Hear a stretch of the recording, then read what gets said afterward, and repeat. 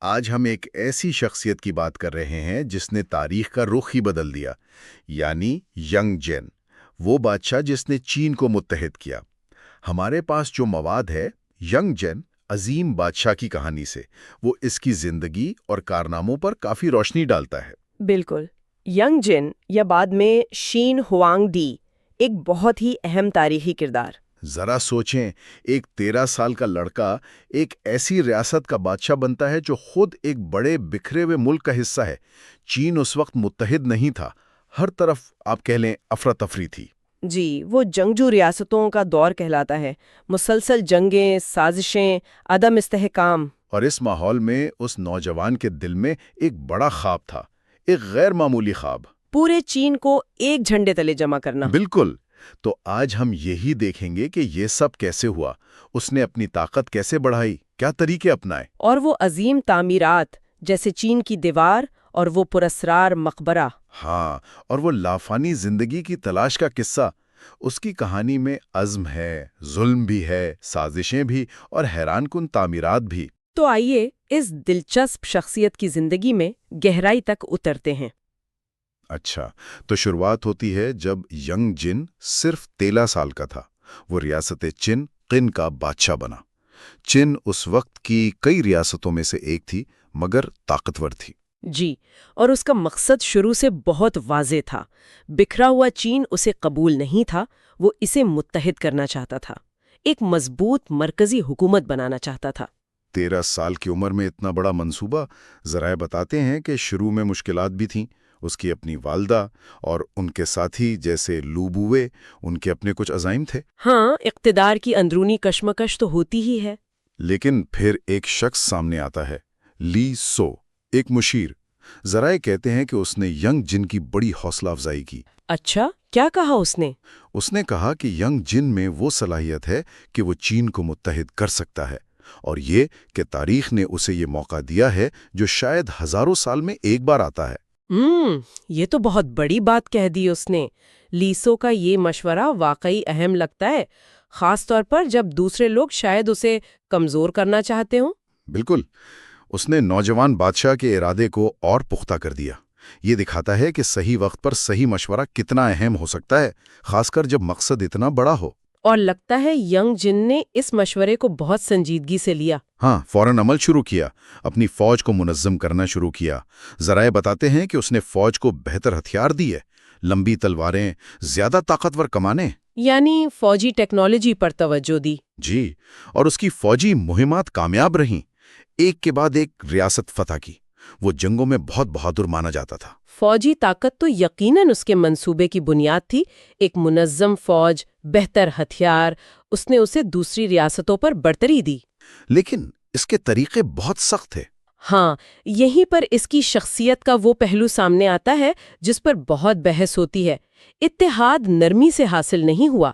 ذرائع ایک واقعہ بتاتے ہیں جو کافی ہولناک ہے۔ کون سا واقعہ؟ کہتے ہیں کہ ایک جنگ جیتنے کے بعد اپنی دھاک بٹھانے کے لیے شاید اس نے تقریباً 10,000 جنگی قیدیوں کو قتل کرنے کا حکم دیا۔ 10,000!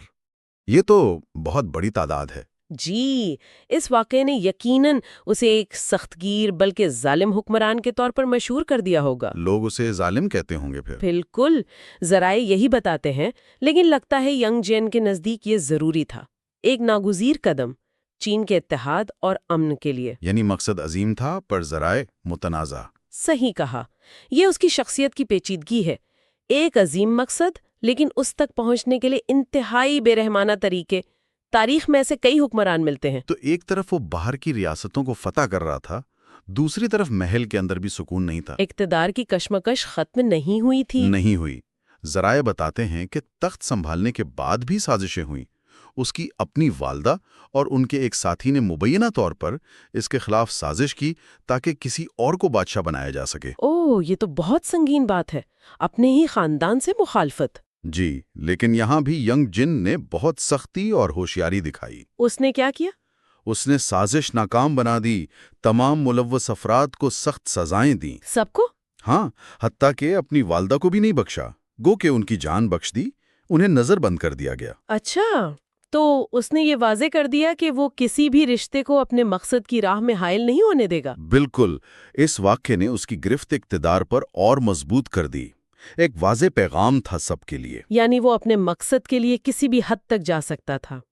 یہ اس کے غیر متزلزل عزم کو بھی دکھاتا ہے اور شاید بڑھتی ہوئی بے رحمی کو بھی۔ جب اندرونی اور بیرونی خطرات کم ہوئے اور چین عملی طور پر متحد ہو گیا، تب ینگ جن نے اپنا لقب بدلا۔ وہ اب خود کو شن ہوانگڈی کہتا تھا، پہلا شہنشاہ۔ جی، پہلا شہنشاہ۔ اور پھر اس نے اپنی توجہ بڑے بڑے تعمیراتی منصوبوں پر مرکوز کی۔ سب سے مشہور تو شاید عظیم دیوار چین ہے نا؟ ان کو جوڑا اور نئی دیواریں بنوائیں تاکہ شمال سے حملہ آوروں کو روکا جا سکے۔ یہ تو ایک بہت بڑا دیوہیکل منصوبہ تھا۔ یقیناً، لیکن بات یہیں ختم نہیں ہوئی۔ نہیں، ایک اور چیز تھی جو شاید اس سے بھی زیادہ حیران کن تھی، اس کا مقبرہ۔ او ہاں، وہ مقبرہ جس کی تعمیر اس نے اپنی زندگی میں ہی شروع کروا دی تھی۔ کہا جاتا ہے کہ وہ کسی اہرام جتنا بڑا تھا، اور اس کے اندر اور باہر جو ملا ہے وہ تو ناقابل یقین ہے۔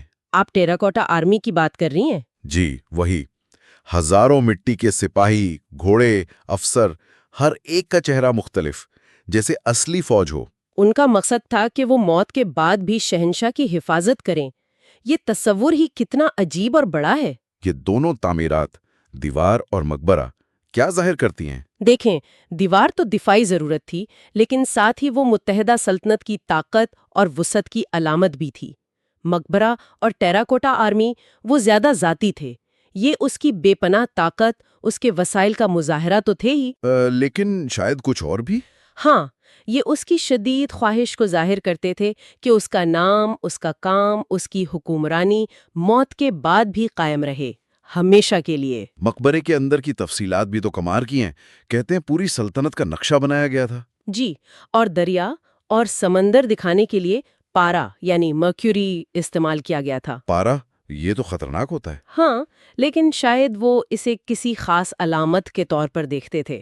یہ ایسے تھا جیسے وہ مرنے کے بعد بھی اپنی بنائی ہوئی دنیا پر حکومت کرنا چاہتا ہو، ایک پوری سلطنت موت کے بعد کی زندگی کے لیے۔ پارے کی نہریں، چھت پر ستارے اور ہزاروں سپاہی حفاظت کے لیے، یہ تو موت پر قابو پانے کی کوشش لگتی ہے۔ بالکل، اپنی تقدیر پر بھی کنٹرول حاصل کرنے کی ایک گہری نفسیاتی کوشش۔ اور یہی خواہش موت پر قابو پانے کی ہمیں اس کی زندگی کے ایک اور پہلو کی طرف لے جاتی ہے، جو شاید سب سے عجیب ہے۔ آپ لافانیت کی تلاش کی بات کر رہے ہیں؟ جی، ذرائع بتاتے ہیں کہ ینگ جن امر ہونا چاہتا تھا، امورٹیلٹی۔ وہ اس راز کی تلاش میں بری طرح مبتلا ہو گیا تھا۔ اس نے اپنے طبیبوں، جادوگروں سب سے پوچھا ہوگا کہ امر کیسے ہوا جائے۔ ہاں، اور ستم ظریفی دیکھیں، لافانی ہونے کی یہی کوشش شاید اس کی موت کا سبب بنی۔ وہ کیسے؟ طبیبوں نے اسے پارے یعنی مرکری کی گولیاں دیں۔ شاید وہ سمجھتے تھے کہ یہ کوئی زندگی بڑھانے والی چیز ہے۔ اوہو، لیکن پارا تو زہر ہے۔ بالکل، وہ اسے آہستہ آہستہ جسمانی اور شاید ذہنی طور پر بھی کمزور کر رہا تھا۔ وہ امرت سمجھ کر زہر پی رہا تھا۔ یہ تو واقعی ایک المیہ ہے۔ پارا قدیم چین میں اسے پراسرار سمجھا جاتا تھا، لیکن اس کے خطرات سے وہ شاید واقف نہیں تھے یا شہنشاہ کو خوش کرنا چاہتے تھے۔ وجہ جو بھی ہو، لافانی ہونے کی یہ شدید خواہش اس کی سوچ پر حاوی ہو گئی تھی۔ ایسا ہی لگتا ہے۔ ذرائع میں یہ بھی ذکر ہے کہ اس نے دور دراز سمندری جزیروں پر مہمات بھیجیں لافانی جڑی بوٹیوں کی تلاش میں، جو سب ناکام رہیں۔ جیسے خود کو سمندری دیوتا سمجھنا یا بڑی مچھلیوں کو مارنے کی باتیں کرنا۔ یہ تو جنون کی حد لگتی ہے۔ شاید مطلق طاقت کا نشہ اور موت کا خوف، یہ دونوں مل کر اس کی شخصیت پر اثر انداز ہو رہے تھے۔ لافانیت کی جستجو ایک خطرناک جنون بن گئی، اور اس جنون نے اسے غیر منطقی راستوں پر ڈال دیا۔ پارے کا استعمال، یہ عجیب خیالات، یہ سب شاید اس کی گرتی ہوئی صحت کی علامت تھے۔ افسوسناک انجام، اتنی طاقت، اتنی تعمیرات، اتنی فتوحات، لیکن لافانی ہونے کی خواہش پوری نہ ہوئی۔ وہ تقریباً 50 سال کی عمر میں مر گیا۔ ایک ایسی زندگی جس نے تاریخ بدل دی مگر رہی مختصر۔ ہاں، اور اس کی موت نے فوراً ایک نیا بحران کھڑا کر دیا۔ اقتدار کی کشمکش پھر سے شروع ہو گئی۔ جی، وہی مشیر لیسو، جس نے کبھی اسے اتنا بڑا خواب دیکھنے کی ہمت دی تھی، اب وہ دوسروں کے ساتھ مل کر سازش میں شریک ہوا۔ کیسی سازش؟ انہوں نے ینگ جن کے اصل جانشین، اس کے بڑے بیٹے کو راستے سے ہٹا دیا اور ایک دوسرے کمزور بیٹے کو تخت پر بٹھا دیا، اوہ، یہ تو بڑی گڑبڑ ہو گئی۔ اور اس کے نتائج تباہ کن نکلے۔ کیا ہوا پھر؟ ذرائع کیا بتاتے ہیں؟ ملک بھر میں بغاوتیں پھوٹ پڑیں۔ وہ اتحاد جس کے لیے اتنی محنت اور سختی کی گئی تھی، وہ نازک ثابت ہوا۔ لوگوں نے غصے میں آ کر ٹیراکوٹا آرمی کے مجسموں کو بھی توڑا؟ جی ہاں، باہر جو مجسمے تھے ان کو نقصان پہنچایا گیا۔ اس سے ظاہر ہوتا ہے کہ ایک شخص کی طاقت پر قائم سلطنت اس کے جانے کے بعد کتنی غیر مستحکم ہو سکتی ہے۔ یعنی اتحاد شاید صرف اوپر کی سطح پر تھا؟ ایسا لگتا ہے۔ یونگ جن نے نقشے پر تو چین کو جوڑ دیا تھا، لیکن شاید عوام کے دلوں کو پوری طرح نہیں جیت پایا تھا، یا کم از کم اس کے سخت طریقوں نے اتنی ناراضگی پیدا کر دی تھی کہ اس کی موت کے بعد وہ باہر آ گئی۔ اس کے نااہل جانشین اسے سنبھال نہیں سکے؟ بالکل، لیکن ایک دلچسپ بات یہ ہے کہ باہر توڑ پھوڑ کے باوجود مرکزی مقبرہ آج تک نہیں کھولا جا سکا؟ جی ہاں، وہ اب بھی ایک راز ہے، ایک معمہ، جدید آثار قدیمہ کے لیے ایک بہت بڑا چیلنج۔ کہتے ہیں اندر جال بچھے ہیں اور پارے کی بہت زیادہ مقدار ہے۔ تو وہ مقبرہ آج بھی اس کی پراسراریت کی علامت ہے؟ بالکل، اس کے دور کی عظمت کی بھی اور اس سے جڑے خوف کی بھی۔ تو یہ تھی ینگ جن، پہلے شہنشاہ چین کی کہانی، ایک 13 سالہ لڑکے کے خواب سے ایک سلطنت کے قیام تک۔ اس نے صرف چین کو متحد نہیں کیا، بلکہ بہت سی ایسی چیزیں متعارف کروائیں جن کا اثر آج تک ہے۔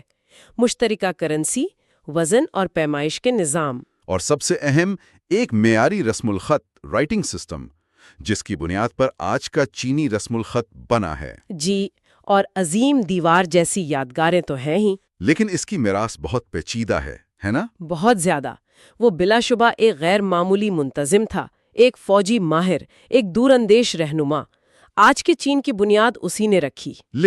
لیکن یہ سب کچھ حاصل کرنے کے لیے اس نے جو طریقے اپنائے وہ انتہائی سخت، بے رحم اور ظالمانہ تھے۔